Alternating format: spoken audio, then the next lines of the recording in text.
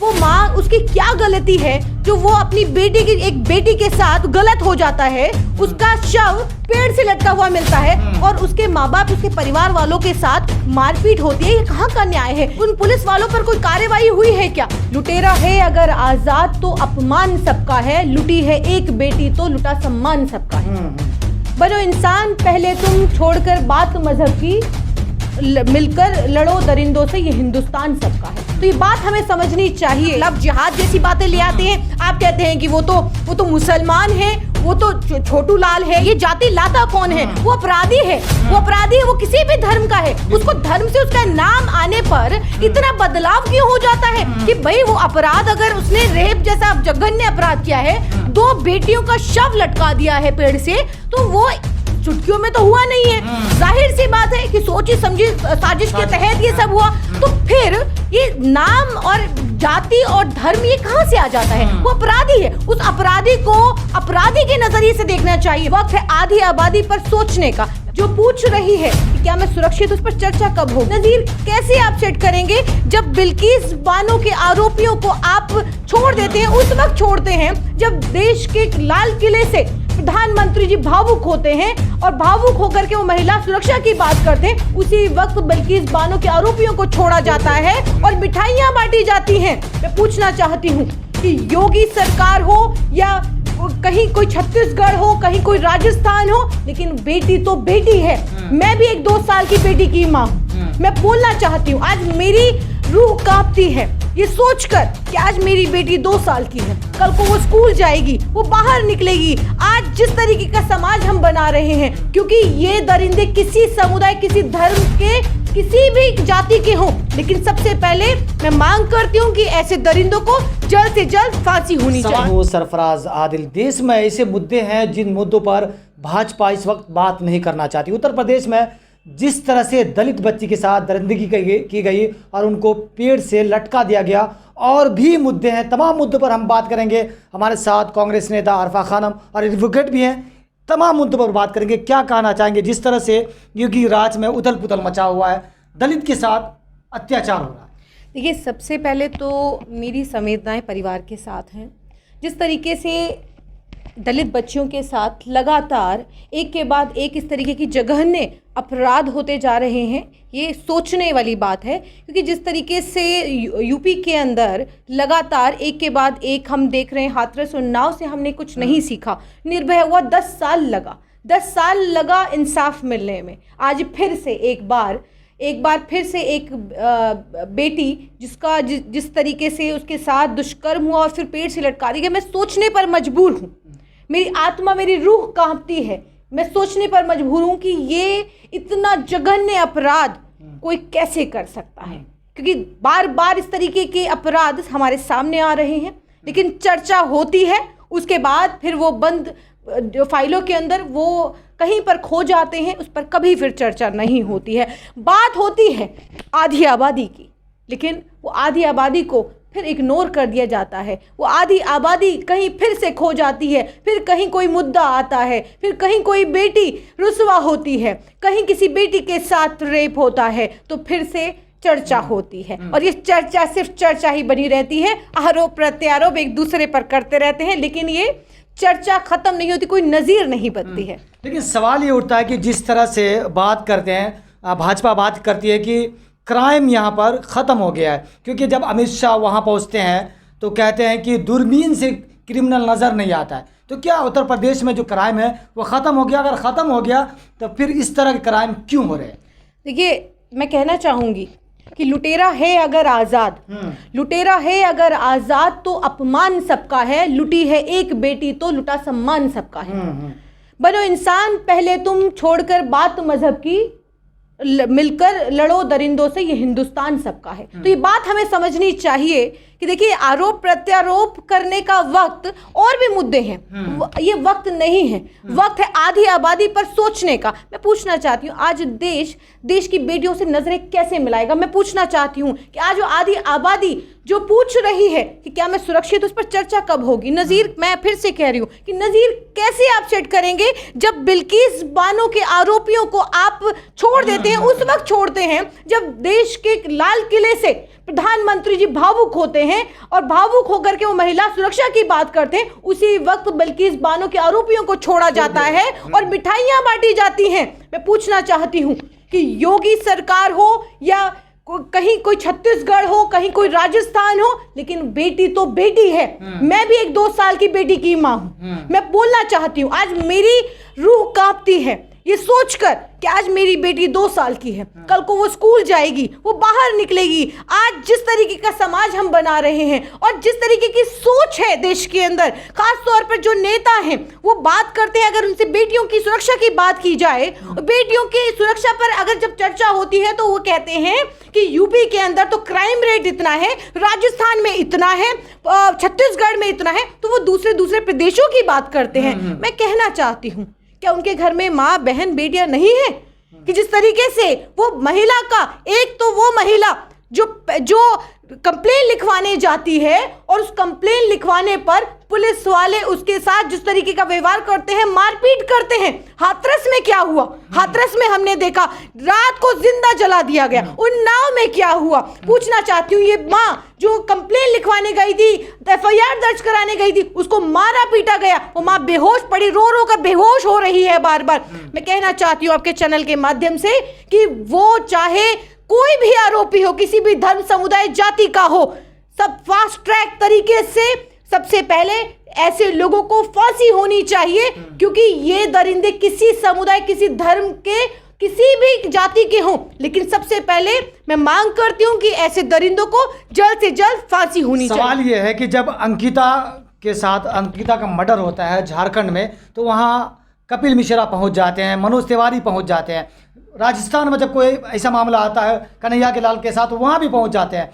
लेकिन जिस तरह से ये बर्बरता उत्तर प्रदेश में हुई, तो भाजपा के नेता वहाँ नज़र नहीं आ रहे। क्या जहाँ पे भाजपा शासित राज्य है वहाँ पर ये लोग नहीं पहुँचते हैं?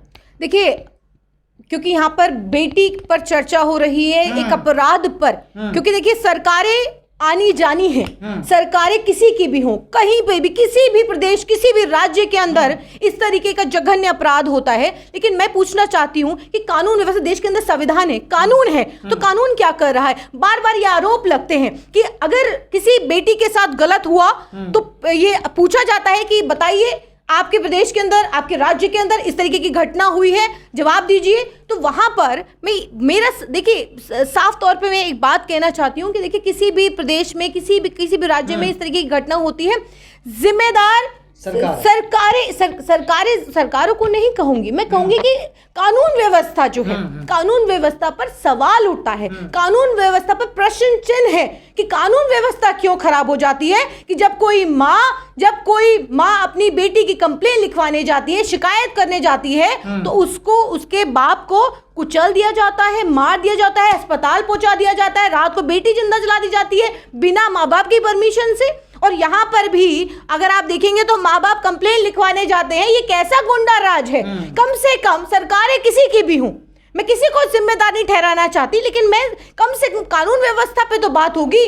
सरकारें किसी की भी हों, लेकिन देश की बेटियों की जहां पर बात आए तो मैं कहना चाहती हूं कि वो आप ये नहीं कह सकते हैं कि हमारे प्रदेश के अंदर जो क्राइम रेट है वो कम है और दूसरे प्रदेश के अंदर जो है वो क्राइम रेट ज्यादा है। प्रधानमंत्री कहते हैं कि महिलाओं का सम्मान करना चाहिए, लेकिन उसी दिन बिल्किस बानो को वहां पे जो उनके दोषी उनको रिहा कर दिया जाता है। उसके बाद जहाँ पे ये क्राइम हो रहा है, तो क्या जो क्रिमिनल है, जो इस तरह के अपराध करते हैं, क्या उनका हौसला नहीं बढ़ेगा? क्या इस तरह की, देखिए मैं वही बोलना चाहती हूँ, आप नजीर कैसे सेट करेंगे? आप कैसे महिलाओं को यकीन दिलाएंगे कि आप उनकी सुरक्षा कर रहे हैं, आप उनकी सुरक्षा में हैं? जबकि हमने आसिफा देखा था जम्मू के अंदर, कठुआ के अंदर जो बेटी के साथ हुआ, आप तिरंगा यात्रा निकालने निकले थे। मैं हाथरस की बात करूंगी, मैं उन्नाव की बात करूंगी, देश के तमाम जहां पर भी बीजेपी मंत्री, बीजेपी नेता यहाँ पर पकड़े जाते हैं, वहां पर क्या होता है? वहां पर यह होता है कि उनके बचाव में तिरंगा यात्रा निकाली जाती है। यहाँ पर भी कहना चाहती हूँ, आज योगी सरकार में अभी तो बहुत बात हो रही थी कि जिस तरीके से राजस्थान के अंदर हुआ। देखिए हमारी तरफ से हम ये कहते हैं कि जहां पर भी इस तरीके के अपराध होते हैं, अगर आप अच्छा काम कर रहे हैं, आपकी प्रशंसा होगी, तारीफ होगी, लेकिन अगर आपके प्रदेश के अंदर काम नहीं होगा तो सवाल तो उठेगा, सवाल करेंगे।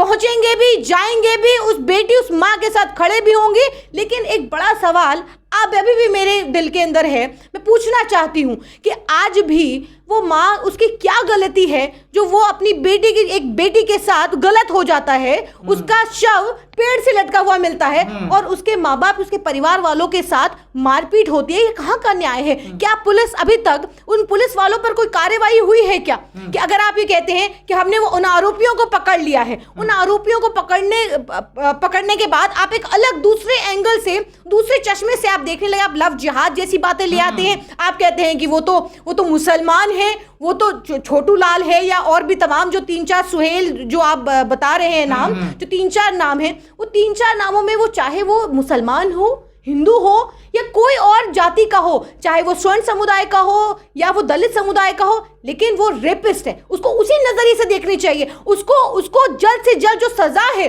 देश के अंदर, सबसे पहले मैं फांसी की मांग करती हूँ कि ऐसे आरोपियों के लिए सबसे पहले फास्ट ट्रैक, हमारे देश के अंदर में कानून है तो फास्ट ट्रैक तरीके से उस पे कार्यवाही हो, जल्द से जल्द फांसी होनी चाहिए। कहा कि वहाँ जो लखीमपुर खीरी में जो मुसलमान थे, अंकिता के साथ जो हुआ वो भी मुसलमान था, लेकिन हाथरस कांड होता है उसमें हिंदू नहीं कहा जाता। वहाँ पर कास्ट या जात आ जाता है। जोड़िए मत कि वो मुसलमान था या हिंदू था, किसी भी अपराधी का कोई धर्म नहीं होता है, धर्म नहीं आता। ये जाति लाता कौन है? वो अपराधी है, वो किसी भी धर्म का है, उसको धर्म से उसका नाम आने पर इतना बदलाव क्यों हो जाता है कि भाई वो अपराध, अगर उसने रेप जैसा जघन्य अपराध किया है, 2 बेटियों का शव लटका दिया है पेड़ से, तो वो चुटकियों में तो हुआ नहीं है। जाहिर सी बात है कि सोची समझी साजिश के तहत ये सब हुआ। तो फिर ये नाम और जाति और धर्म ये कहां से आ जाता है? वो अपराधी है, उस अपराधी को अपराधी के नजरिए से देखना चाहिए। मैं लगातार देख रही हूं तमाम जो नेशनल चैनल है वहां पर लव जिहाद का एंगल दे दिया गया है। देखिए, मैं फिर से कहती हूँ, देश के अंदर संविधान, कानून है और कानून ये कहता है कि जिस तरीके से भी जो भी अपराधी हैं उन अपराधियों को उसी श्रेणी में रखना चाहिए, ना कि किसी और लव जिहाद और जातिवाद के एंगल से उसको देखना चाहिए। और देश के अंदर कानूनी प्रक्रिया फॉलो करते हुए, देश के अंदर ट्रायल है, फास्ट ट्रैक है, कोर्ट अपना काम करे, सही तरीके से निष्पक्ष जांच हो और जांच के बाद ऐसे आरोपियों को आखिरी सवाल ये है कि लोग ये भी सवाल उठा रहे हैं कि हाथरस में राहुल गांधी, प्रियंका गांधी पहुंच जाती है, लेकिन लखीमपुर खीरी में इतनी बड़ी घटना होती है, लेकिन अब तक कांग्रेसी कोई नेता वहां नहीं पहुंचे। तो क्या चुनाव नहीं है इसलिए लोग नहीं पहुंच रहे? देखिए, हाथरस उन्नाव हुआ, क्यों गए? क्यों जाना पड़ा? रात को प्रियंका गांधी जी क्यों गई? परिवार वालों से मिलने नहीं दिया जा रहा था, मीडिया भी नहीं। क्यों बंधक बना के रखा प्रियंका गांधी जी को? क्यों बना के रखा था? तो आज अगर आप ये कहते हैं कि आज प्रियंका गांधी जी नहीं पहुंची हैं या राहुल गांधी जी या कोई और अन्य नेता नहीं पहुंचे, अगर उनकी गिरफ्तारियां हो गई हैं और आप गिरफ्तारियों के बाद, चाहे वो लखीमपुर खीरी हो या कोई और किसी और के साथ, ऊपर वाला ना करे किसी के साथ हो, कोई किसी और केस के अंदर अगर आप आरोपी को पकड़ते हैं, ये तो आरोपी आपके चश्मे से देखो तो ये मुसलमान है, लेकिन अगर आपके चश्मे से अगर मैं नहीं देखूं और आपका चश्मा ये कहता है बिल्किस बानो के जो 11 आरोपी हैं, उन 11 आरोपियों को जिस तरीके से आपने छोड़ा है और मिठाइयां बांटी हैं, तो ये 2 जो नजरिया है, वो 2 नजरिया किसका है? हमारा तो नहीं है, आपका है। लेकिन प्रियंका गांधी जी, अगर आप, मैं फिर से कह रही हूं कि अगर उनकी गिरफ्तारी नहीं होती, सवाल करते, प्रश्न उठाते, मैंने पहले भी कहा, अभी भी कह रही हूं कि प्रश्न उठाने जाते, लेकिन गिरफ्तारियां हो चुकी हैं, पुलिस ने अपना काम किया है, गिरफ्तारियां हुई है, लेकिन अभी भी एक मांग है उस मां के लिए जो अभी तक बेहोश पड़ी है, रो रो कर उसका बुरा हाल है। ये कब सिस्टम बदलेगा कि उस माँ को जो कंप्लेन कराने जा रही है, उसको बीजेपी के नेताओं द्वारा, उनके आदेशों के द्वारा जिस तरीके से पुलिस स्टेशन के अंदर, थाने के अंदर उनके साथ जो मारपीट होती है, ये कब बंद होगा? वो कब बर्खास्त होंगे? उन पर कब कार्यवाही होगी? मेरा ये सवाल।